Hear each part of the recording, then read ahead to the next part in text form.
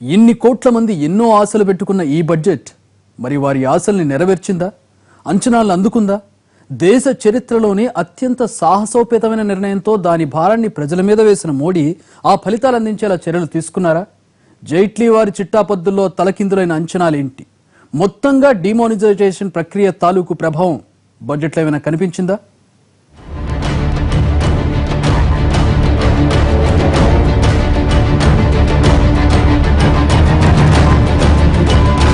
ఈ బడ్జెట్లో మోడీ తమకు వరాలు ప్రకటిస్తారని, ఎన్నికల్లో మాట ఇచ్చినట్లు జన్ధన్ ఖాతాల్లోకి డబ్బులు వేస్తారని అనుకున్నారు. కానీ జైట్లీ అలాంటి ఊసే లేకుండా బడ్జెట్ ప్రసంగాన్ని ముగించేశారు. మరోపక్క కనీసం సామాన్యులకు మేలు చేసే తాయిలాలు కూడా ప్రకటించిన పాపాన పోలేదు.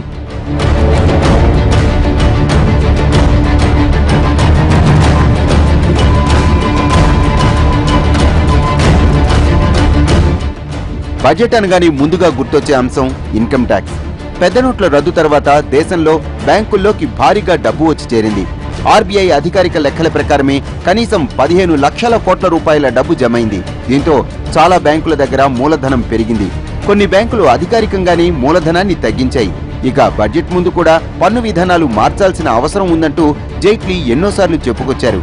ఇవన్నీ చూసి వేతన జీవులంతా ఈ బడ్జెట్లో పన్ను పరిమితులు మారతాయని, స్లాబుల్లో మార్పులు చేస్తారని అనుకున్నారు.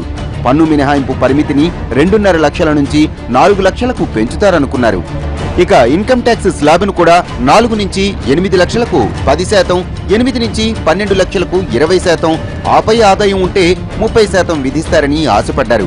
ఇలా అయితే తమకు కాస్తంత డబ్బులు మిగులుతాయని, ఖచ్చితంగా స్లాబ్ మార్పులు ఉంటాయని నమ్మారు. కానీ జైట్లీ బడ్జెట్లో మాత్రం ఈ స్లాబులు మార్చలేదు. ఇది వేతన జీవుల్ని తీవ్రంగా నిరాశపరిచింది.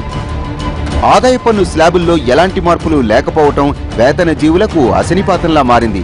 ఈ బడ్జెట్లో తాయిలాలుంటాయని ఎంతో ఆశపడ్డ వాళ్లకు జైట్లీ బడ్జెట్ పిడుగులా తాకింది. అయితే గుడ్డిలో మెల్లలా 2.5 లక్షల నుంచి 5 లక్షల ఆదాయం వరకు ఇప్పటి వరకు ఉన్న పన్ను శాతాన్ని 10 నుంచి 5% తగ్గించడం ఒక్కటే జైట్లీ చేసిన మేలు. ఈ విభాగంలోనే ఎక్కువ మంది ఉన్నారనేది కేంద్ర అభిప్రాయం. కానీ ఈ తగ్గింపు మాత్రం వేతన జీవుల్ని ఏమాత్రం రంజింపజేయలేకపోయింది.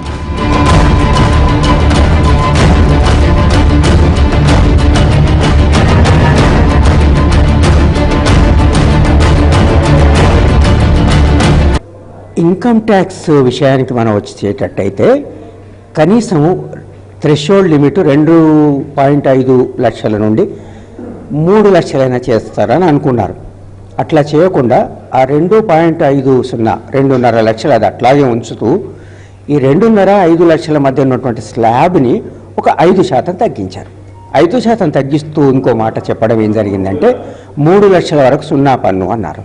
3 లక్షల వరకు సున్నా పన్ను ఎట్లా ఉంటుందంటే 50,000 రూపాయలు ఈ మినహాయింపులు ఉంటాయి కదా, సేవింగ్స్ వగైరా ఉండేవి, అంటే వాళ్ళు సేవింగ్ చేసుకోగలిగే వాళ్ళకి వచ్చేటువంటి వెసులుబాటు అన్నమాట. నిజానికి మన దేశంలో ఇలా ఇన్కమ్ ట్యాక్స్ పరిధిలోకి వచ్చే వారి సంఖ్య కేవలం 4 కోట్ల మందే. ఇందులో గతేడాది రిటర్న్స్ ఫైల్ చేసిన వాళ్ళు కూడా కేవలం 1,70 లక్షల మందే ఉన్నారు. మరి ఇలాంటి దేశంలో పన్నుల ఆదాయం పెంచాలంటే ప్రత్యామ్నాయ మార్గాలు చాలా ఉన్నాయన్నది ఎన్నో ఆర్థిక సంస్థలు నివేదికలిస్తూ వచ్చింది. పన్నుల శాతం తగ్గించి ఎక్కువ మందిని పన్నుల పరిధిలోనికి తీసుకువచ్చేలా చర్యలు తీసుకోవాలని సిఫార్సులు ఉన్నాయి. కానీ జైట్లీ మాత్రం ఆ దిశగా ఒక్క అడుగు వెయ్యలేదు. కనీసం ఆదాయ పన్ను స్లాబ్ మార్చకపోవటం అన్నది నిజంగా ఉద్యోగ జీవులకు అశనిపాతమే. ఈ విషయంలో మాత్రం జైట్లీ బడ్జెట్ తన అంచనాలను ఏమాత్రం రీచ్ కాలేదు. అనుకున్నదొకటి అయ్యిందొకటి. జైట్లీ బడ్జెట్ అన్ని వర్గాలను నిరాశపరిచింది. రియల్ ఎస్టేట్, పరిశ్రమలు, సామాన్యులు, రైతులు ఎవరిని పూర్తి స్థాయిలో మెప్పించలేకపోయింది. చివరకు రైల్వే సిబ్బంది కూడా జైట్లీపై ఆగ్రహం వ్యక్తం చేస్తున్నారు. ఇలా ఆదాయ పన్నులో మొదటి స్లాబ్ను 10 నుంచి 5% తగ్గించడం ద్వారా వచ్చే నష్టాన్ని పూడ్చుకోవడానికి కూడా ప్రజల మీదే భారం వేశారు. ఇందుకోసం 50 లక్షలకు మించి ఆదాయం వచ్చే వారిపై 10% సర్చార్జ్ విధించారు. అంతేకాదు కోటి రూపాయల ఆదాయం మించిన వారికి ఈ సర్చార్జ్ భారం 15%గా పెంచారు. 5 lakhs is being reduced to half. All other categories of taxpayers in the subsequent brackets will also get a uniform benefit of 12,500 per person. The total amount of tax foregone on this account of measure is therefore 15,500 crores. In order to make good some loss of revenue on account of this relief, I propose to levy a surcharge of 10% of tax payable on this category of individual whose annual taxable income is between 50 lakhs and 1 crore. The existing surcharge of 15% on people earning more than 1 crore will continue. This is likely to give me an additional revenue of rupees 2,700 crores. రూపాయల turnover ఉన్న కంపెనీలకు 1% corporate పన్ను కూడా తగ్గించారు. అయితే కోట్లు సంపాదించే కంపెనీలకు మేలు చేసిన జైట్లీ సామాన్య మధ్యతరగతి వేతన జీవులకు మాత్రం మొండి చేయి చూపించడంపై తీవ్ర స్థాయిలో విమర్శలు వ్యక్తమవుతున్నాయి.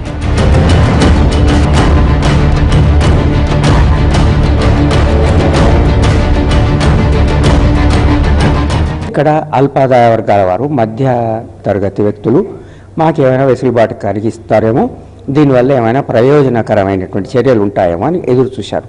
చూస్తే వాళ్ళకి నిరాశనే ఎదురైంది. కాగా ఈ డిమానిటైజేషన్ వల్ల ఎఫెక్ట్ అయినటువంటి రియల్ ఎస్టేటు లాంటి రంగాలు కార్పొరేట్ సెక్టర్కు లాభం కలిగించేటువంటి చర్యలు మాత్రం తీసుకున్నారు.